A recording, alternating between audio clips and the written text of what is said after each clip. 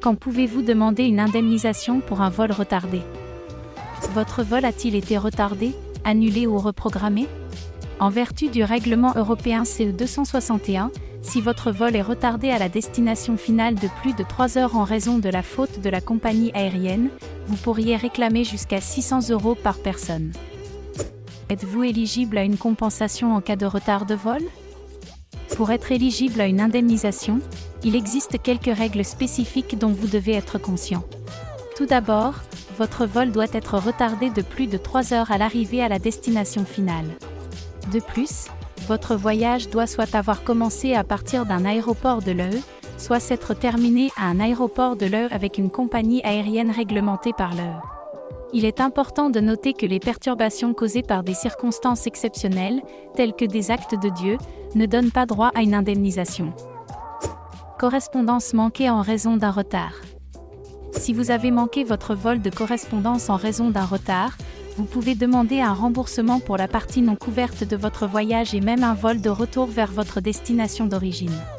Dans les cas où la compagnie aérienne propose un vol de remplacement et que vous atteignez votre destination finale avec un retard de plus de 3 heures, vous pourriez également être éligible à une indemnisation.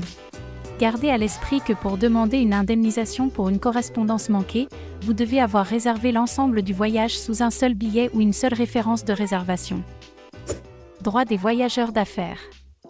En cas de retard pendant les heures de travail lors d'un voyage d'affaires, l'employeur reçoit généralement une indemnisation.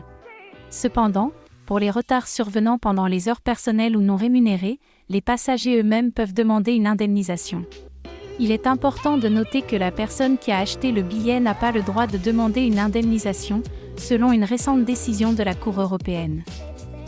Compensation pour les forfaits de vacances. Si vous avez acheté un forfait de voyage qui comprend des vols, la directive sur les voyages à forfait offre une protection aux passagers aériens. Cette couverture s'applique aux forfaits au sein des États membres de l'UE, ainsi qu'à ceux qui voyagent vers des destinations en dehors de l'UE. Pour vous assurer que vous êtes éligible à une compensation, assurez-vous que votre itinéraire de voyage détaille clairement la route, la destination et le type de transport. Choix entre argent et bons. Lorsque les compagnies aériennes offrent une indemnisation, elles peuvent proposer des bons au lieu de remboursements en espèces. Les remboursements en espèces sont généralement préférables, car les bons de voyage offrent souvent moins que le montant total de l'indemnisation.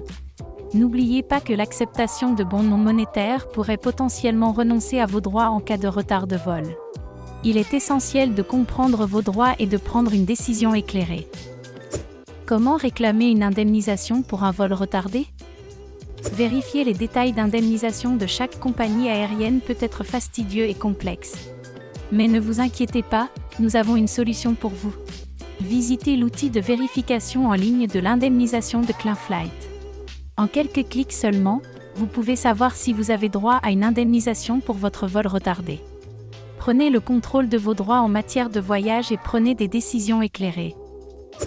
Et recevez jusqu'à 600 € par personne, moins notre commission, pour un vol retardé ou annulé. Visitez cleanflight.fr.